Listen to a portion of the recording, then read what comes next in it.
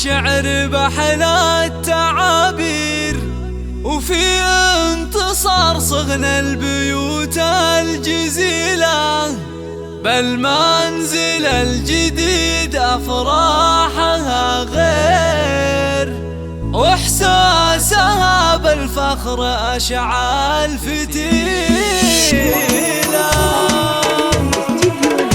زانت لحون الشعر بحلا التعابير، وفي انتصار صغنا البيوت الجزيلة، بالمنزل الجديد أفراحها غير، وإحساسها بالفخر أشعال فتيلة. مبروك يا أم عبد الرحمن، عسى الخير فالك على مر السنين الطويلة، فالك على مر السنين الطويلة.